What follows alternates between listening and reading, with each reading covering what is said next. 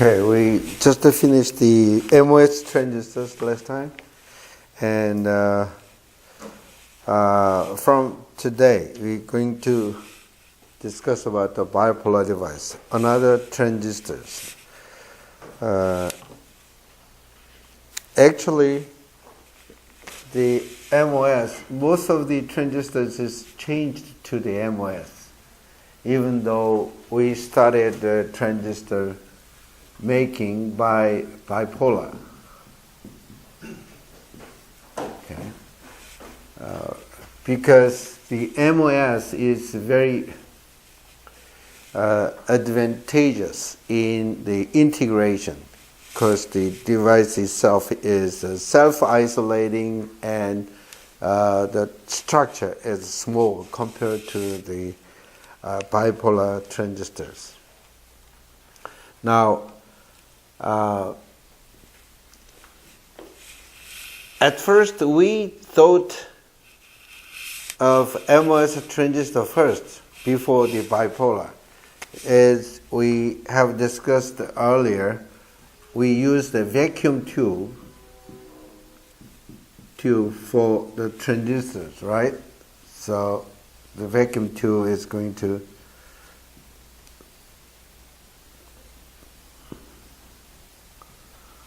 be something like this. I guess you guys never seen this, but this vacuum tube is the only transistors work as a only device working as transistors before 1950s. Okay, and we had a filament and a grid and a plate, and then we apply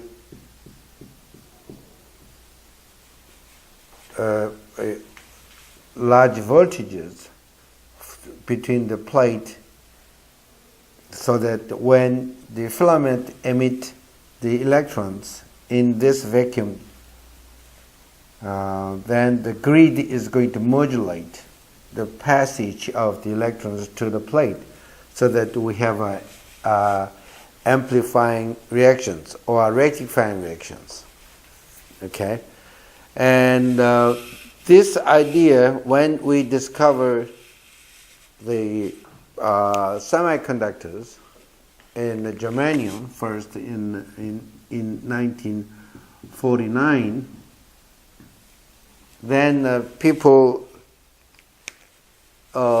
was thinking the MOS structures for these transistor actions. But in MOS, as you see, this is the gate, and then the source and drains. That is the MOS structure. Now, when you're first thinking about this MOS transistors, people didn't understand the importance of this surface state. Okay, so this surface, actually we have a silicon oxide here, which is grown on top of the silicon, and it is when in 1950s, it was contaminated with many things like sweat and everything in the air. We didn't understand the fact that we have to keep everything, the whole process, in the clean room, things like that. Okay, so people didn't understand the importance of the cleanliness of the surface. The MOS transistors is not working, even though we know the silicon has electrical properties as a semiconductors, which is proper, suitable for the transistors. But whenever it is fabricated into transistor, it never works. But the bipolar device it is at first you start out with the N plus substrate, and then we have a epi layer. This epi layer is about 20 microns or so, and after that we have this is a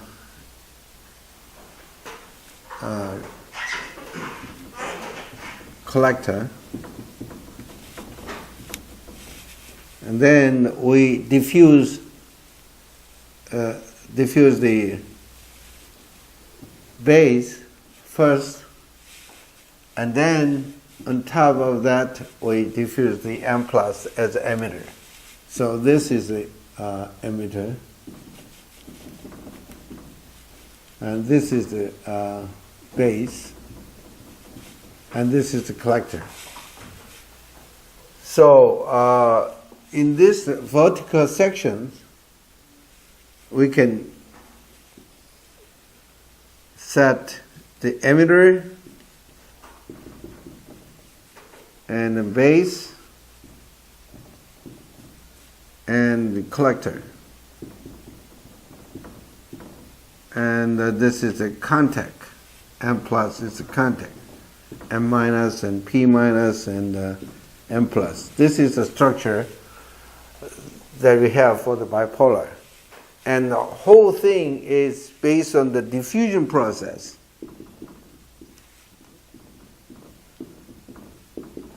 Okay? So it is different from the MOS structures. The MOS structures, the surface cleaning, surface cleanness is essential for the operation. Okay? But in bipolar transistors, it all is related to the diffusion process. We don't have to keep the whole process in a clean environment, relatively speaking, to the MOS transistors. So it is very easy for us to fabricate the bipolar transistors rather than the MOS transistors, even though this vacuum tube transistor actions,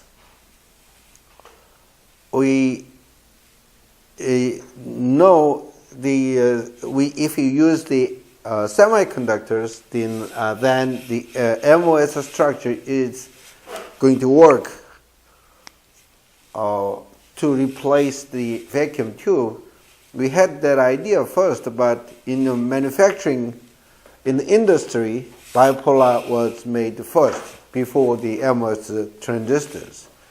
And then it is replaced with the MOS transistors. The bipolar transistor is replaced with the MOS transistors as soon as we come to know that we know how to keep this silicon surface clean before we deposit the gate oxide.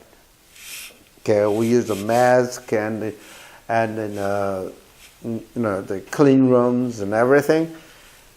Then this MOS structure is very much beneficial compared to this bipolar transistor in terms of the integration, because it is self-isolating, and the transistor structure is smaller than the bipolar transistor structures. And the advantage of this bipolar transistors over MOS transistors are many. It has many advantages. Like it can take high power. This MOS transistor is a unipolar device, NMOS or PMOS. In other words, electrons, holes. Only one of the free carriers is going to work on the device. But in a bipolar, we are going to discuss about this, but it is, as you said, as the name said, is a bipolar. Electrons and holes both free carriers are working for the transistors. It is very beneficial in making the logics in the circuits compared to the MOS transistors.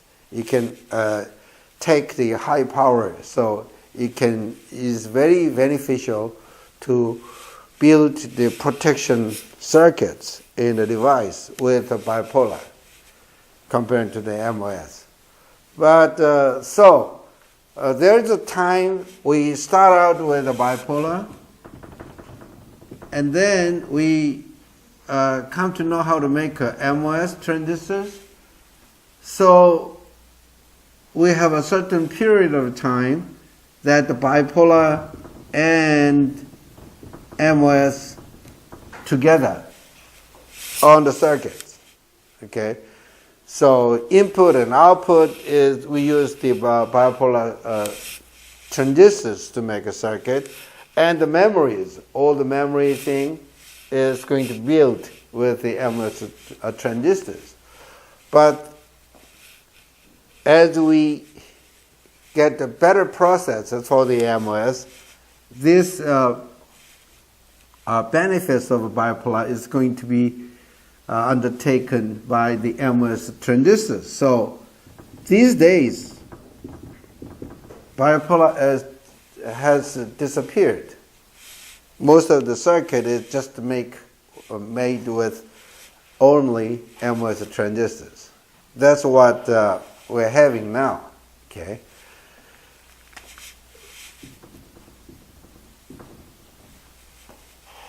But understanding of the bipolar process and the bipolar working principles, transistor working principle, is very important as a base for the understanding of the device physics.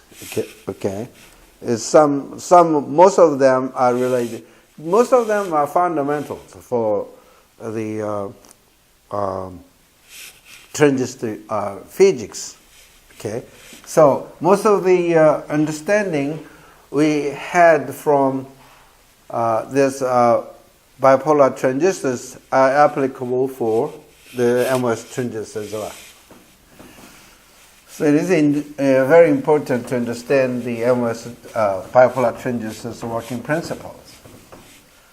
So as this is the basic fundamental structure for the bipolar transistors. And the thing we are going to do is, this is just one p-n junction, right? That is a diode. So if you apply the forward bias for this, okay, if you want to put the forward bias, then it should be something like this. Right? If you apply the forward bias, then we know the electron is going to be injected to this P minus region, where the electron is going to be a minority carrier in this. And we know in this N plus P minus diode, if you have a forward bias on this, then we know the current is going to be exponentially increased, something like this, right?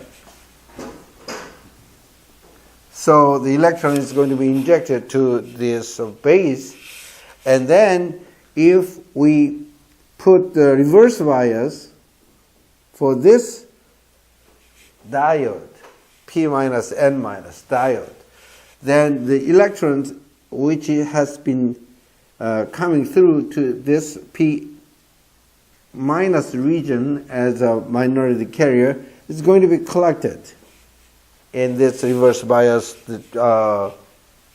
diode. So the fundamental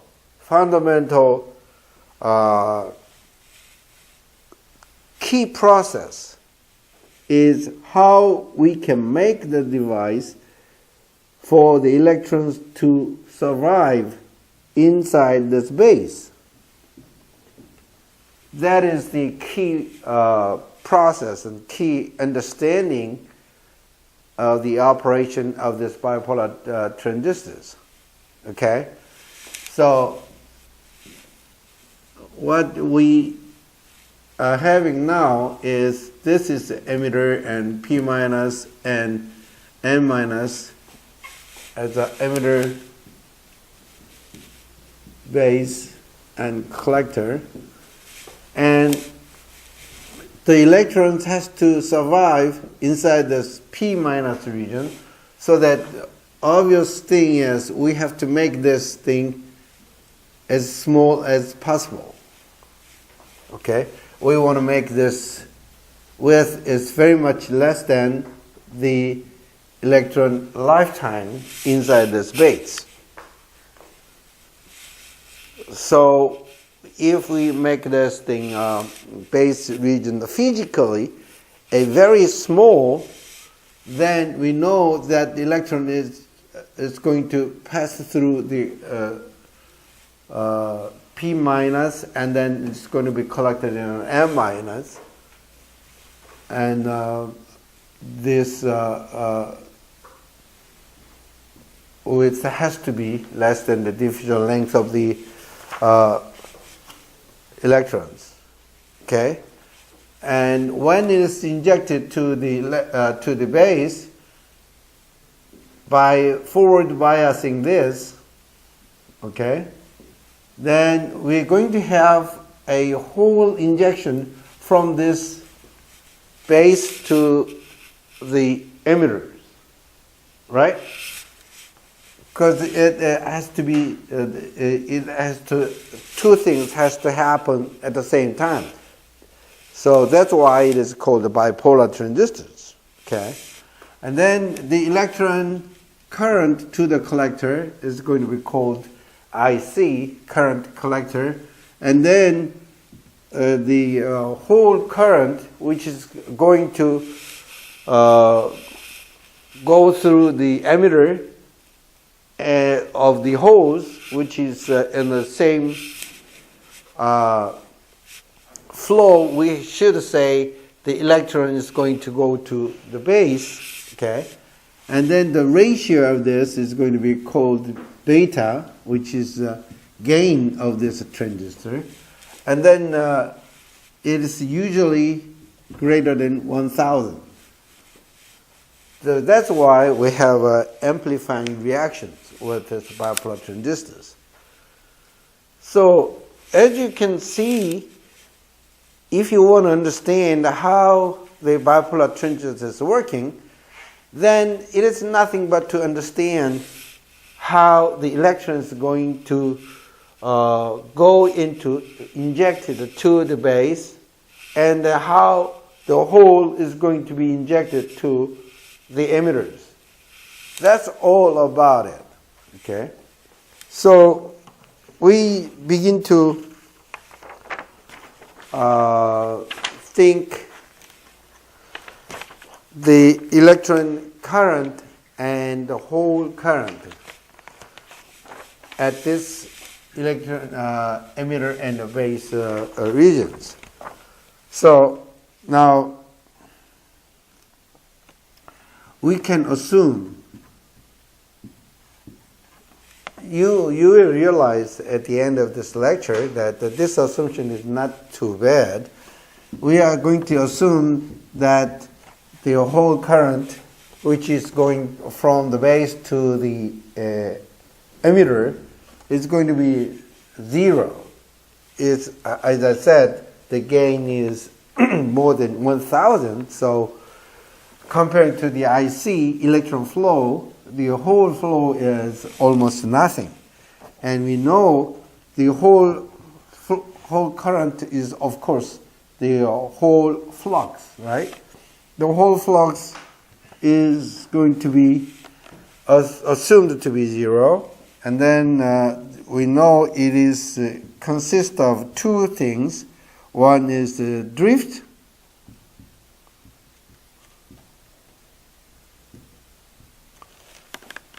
current, and the diffusion current of holes. Okay? And we assume that that is about 0.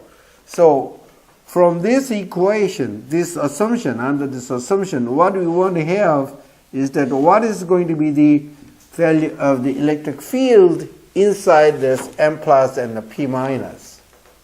Okay? That electric field, once we get to know this electric field, that is going to be applied to for the electrons as well. Because if you have a built-in electric field in here, then it's going to work to the holes and work for the electrons as well. So, but under the assumption that the hole current is negligible, then we know this electric field inside this emitter and base is going to be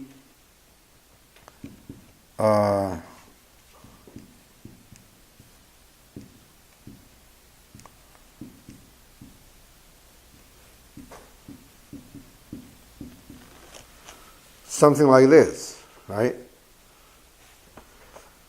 And then there is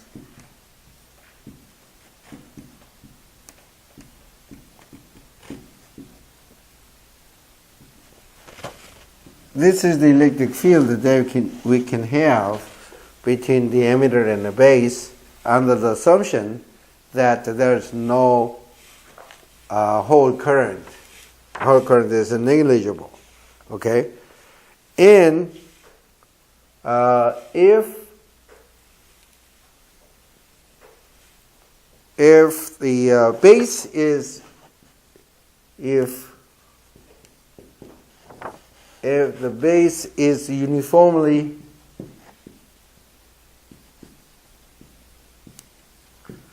doping, then what happens? This electric field is going to be the 0 as well. Okay, if the base is base doping is a uniform here, if this is a uniform, then there should be no electric field. Then how the electron flow can happen? Then the electron can flow from here to here only by diffusion. We know the fixed second law and the fixed first law. Okay, there is a concentration gradient of the electrons across these junctions, right? So the flux is minus d over round x over round n. That is the we obviously have the electron concentration difference across this M plus and P minus, so that we only have a current by the diffusion. But what happens in in reality, okay, what we do is we have an M plus substrate, and then we do the epitaxial growth of 220 microns on this substrate. Then there is out diffusion of M plus to this epi layer during the epitaxial growth. The epitaxial growth, as you know, it is done above 1000 degrees centigrade or something like that. Very high temperature we have to use for the epitaxial growth. So this M plus substrate has some out diffusion which makes this M minus layer, and then we using the implantation we dope this P minus region, and after that we have a M plus implantation to form this bipolar transistor. So if you if you do the Sims profile of this dopants, then what you're going to see is that first you have a N minus substrate, the epi layer, and then on top of it we have some base diffusion, which is P minus, and then we have very high concentration of this N plus implantation. So from here to here is going to be the base of the device.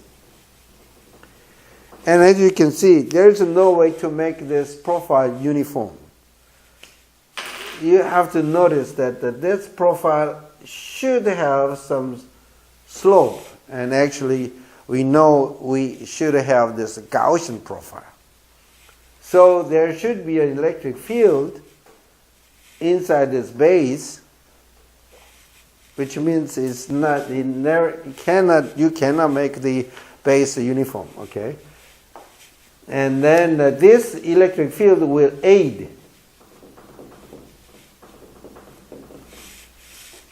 the electron flow from the emitter to the base, okay? So this is going to aid the IC,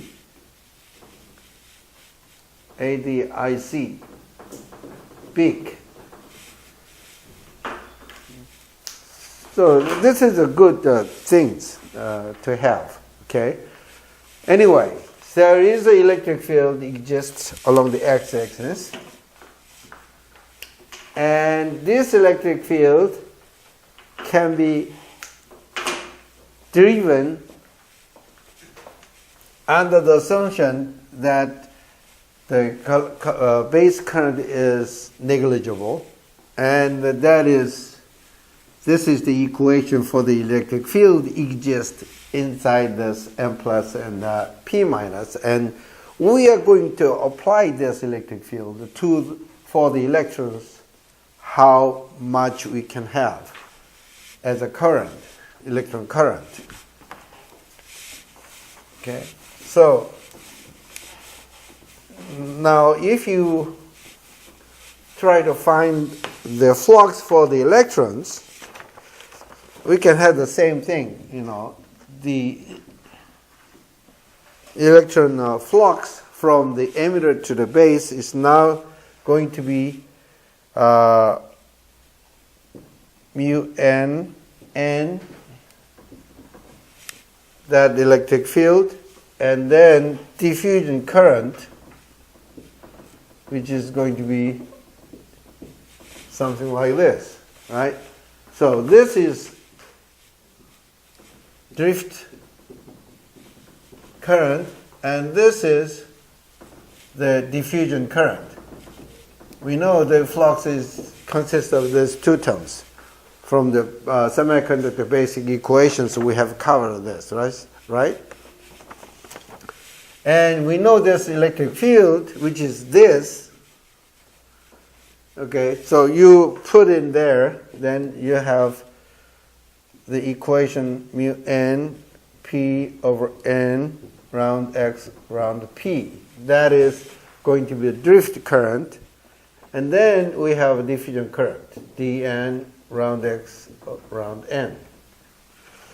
Okay?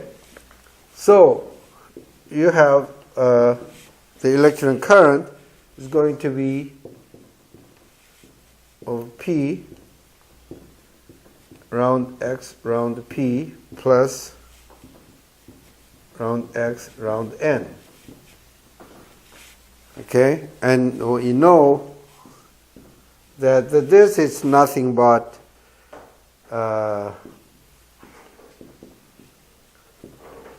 n over p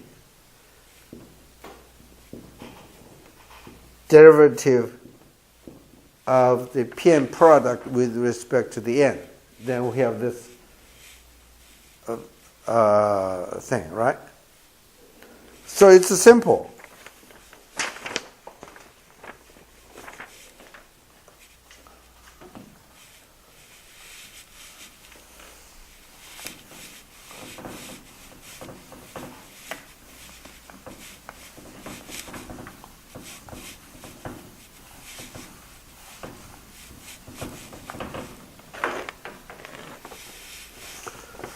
So what we are saying here is that the electron current is going to be the integration of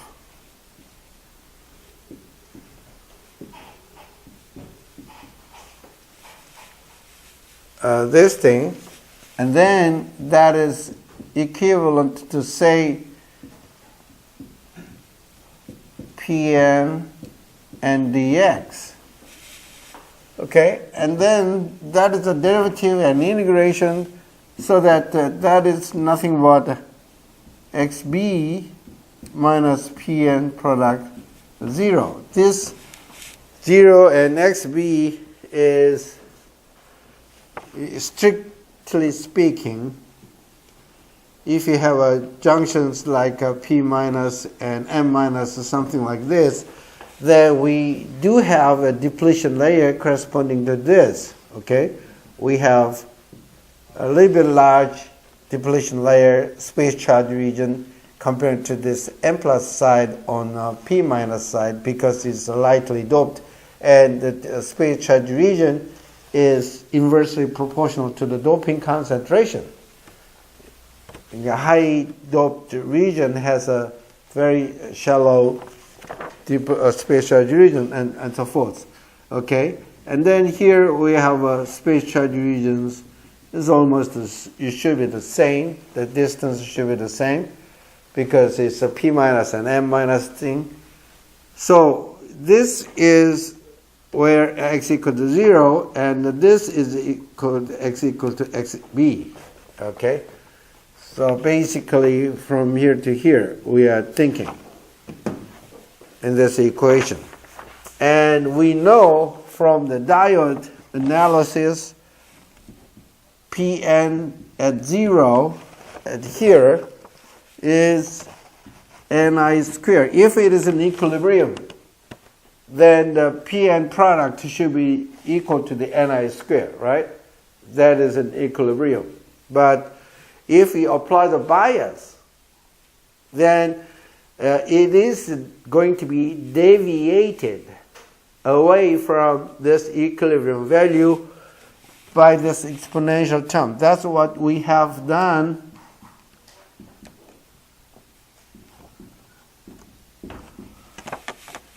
before, right? And Pn product of xb also at equilibrium, it should be Ni squared, but if you apply some voltages, then of course it is going to be free Cb, deviated from the equilibrium values, just about that. So the Jn now is going to be integration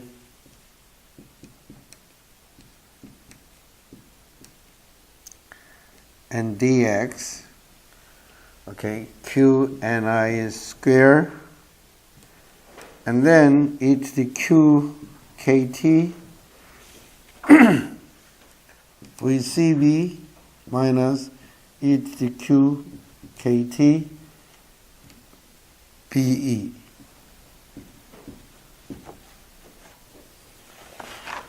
This is the equation for the electron flow. Okay.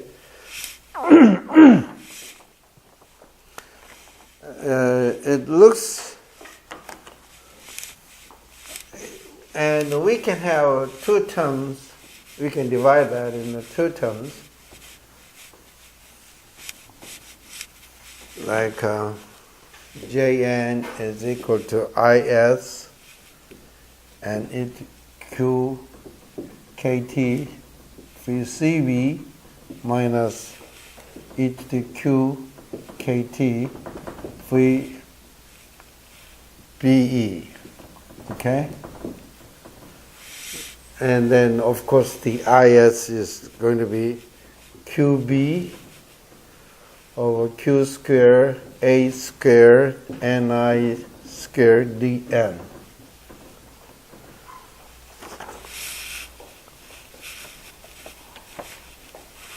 And the QB. So the key parameter in making the bipolar transistor is how to make the base lightly doping. Okay? And then so that we make the gamma number small as possible to make this electron current big. And then most of the electrons injected to the base should survive and be collected at the collector. So we have to make this base region as small as possible. All right?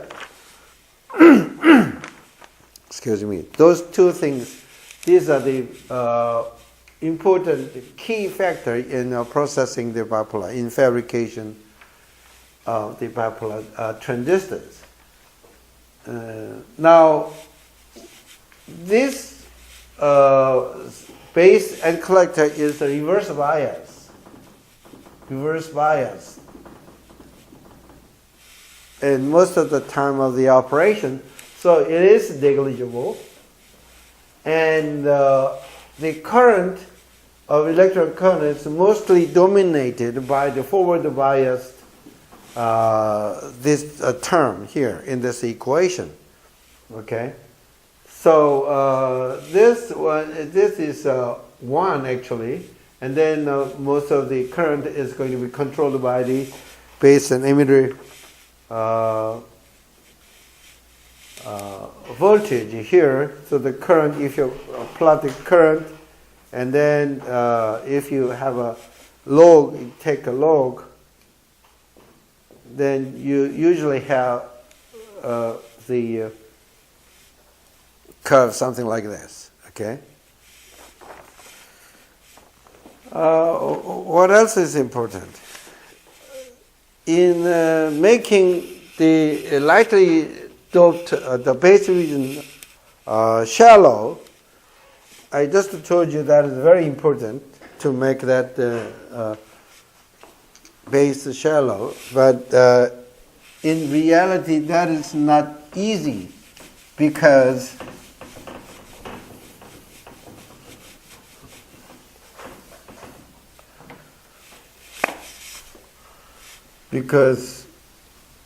if you have here the n plus and n minus, and then you're going to form the p minus here, and then when you implant the n plus like this, and then do the heat treatment for the electrical activation, then what happens is that this n plus is going to affect this p minus, so that the p minus is going to be, the profile is going to be enhanced, something like this. It becomes deeper. Okay, we call this emitter push. So in actual process, we want to make this width as small as possible, but that is not that easy. But you see, in MOS transistors, the key process how to make this thing, the surface clean, I told you. But in terms of the integration or the switching functions, whatever, this gate length is the key parameters in the MOS transistors. Okay, gate length is the key parameters. And in bipolar transistors, this base width is the key parameters. Okay? And the difference is this gate length, we have to develop the etching technique, lithography,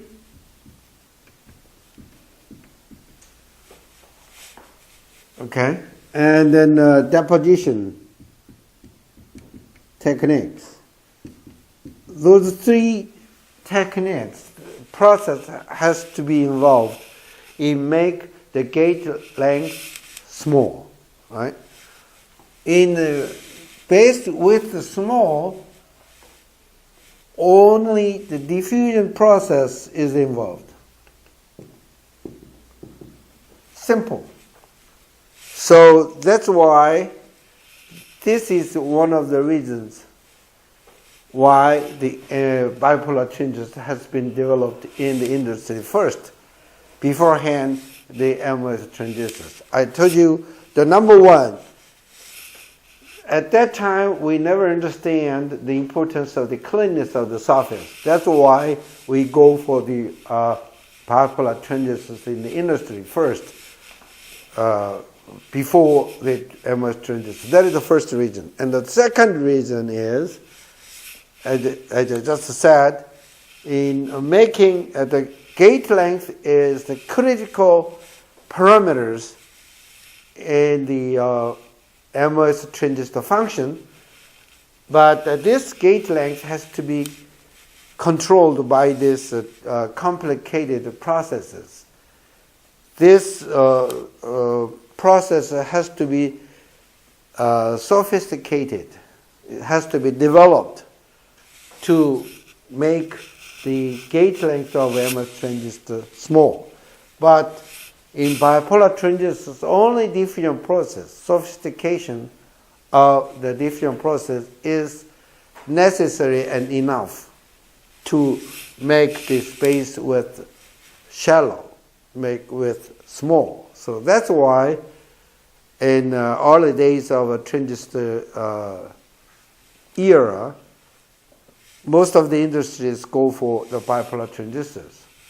But I have to mention carefully about the Fairchild company. When I graduated Stanford University to get a PhD, I just worked for the Fairchild for 3 years before I joined the Seoul National University, right? And then that's the Fairchild is the first one who developed bipolar transistors. But that Fairchild cannot make a lot of money, and actually now this Fairchild semiconductor factories all closed because they stick on this bipolar too much. They insist to keep on this bipolar. Everybody's moved on to the MOS transistors, but there's Fairchild was stick to the bipolar, so that's why the business wasn't go right, and then eventually, I think it's about the 2000, early 2000, they closed the factories. Okay, so what I'm saying is we have to move to the new technologies, and we have to develop the new technologies all the time. We should not stay on the current technologies and current status. The engineers has to move fast to survive. Okay. Okay. On Wednesday, we're going to discuss the details of this, and then we're going to discuss about some factors which determines the gain in bipolar transistor functions. Okay, I'll see you on Wednesday then.